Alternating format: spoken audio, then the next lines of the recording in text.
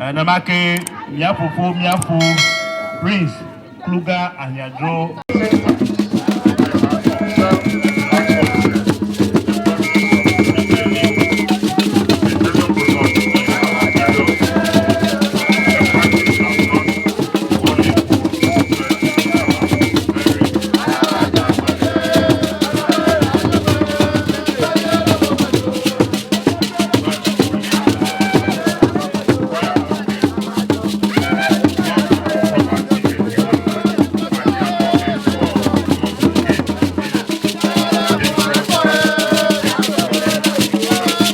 Yo, nko yenye prosper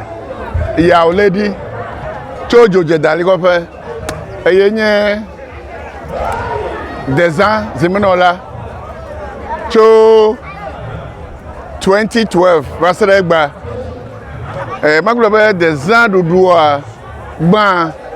ena be mia fe fia wo de ka wo gare gere rodoma Everlove ena duma vio kata ha de ka wo gare gena rodoma eya mi okata le ape gbelegbela na iya doja me sia me gbona ba le ne pomu ene ko na na jijofa na apartment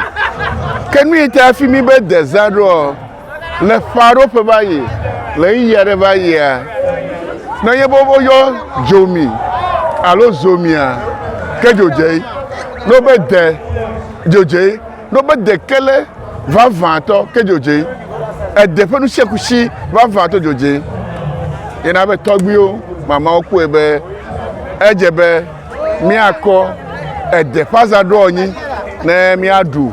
abe Dzodze duko ne be Deza na nye azare mi anodo be mi aten aga gbogbo adode aleke de no Dzodze vaia be eda penko ekele Dzodze awon be maga bude mi o eye le mi azadudu o ma mi du ne be mi ajiga akojira eduodo abale gba na ko mi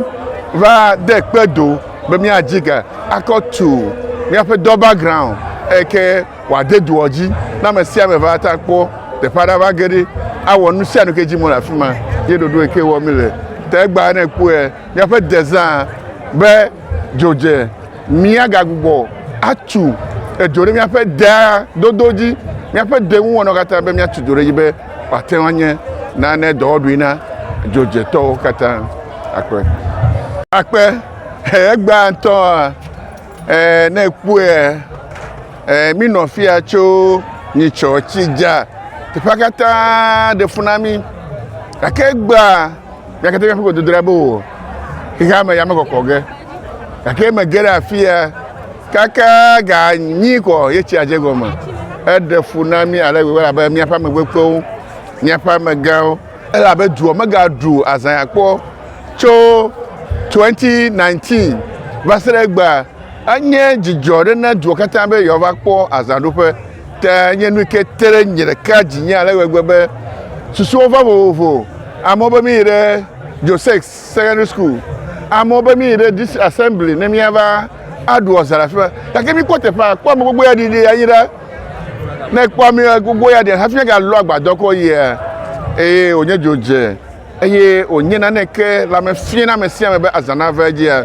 togbo be chaja hala ejebe de miapo mi nonyi no gbedora kaka ga ofo gare kai na ko mi ko bi ha me je ko na be Dzodze ju kata ba di anyi temi azia do magbe be anye no ike tere jinye e ma tia no jaja mu a ade fra ke ma we be aza ni ko mi la anya ko ma la egwe na ko ga ke dodo mu na ko be midu asa atebeji azamesi amajuro tala anabeji ogare le miame fia ejamesi amajo be azanedu azahadu fi midu asadu to enye jijo na nyere ga akpe amuganto bakata oba gbala jiglaka gbala jiglo le kan ka kato ikala oshi enya health insurance magaga gala katuno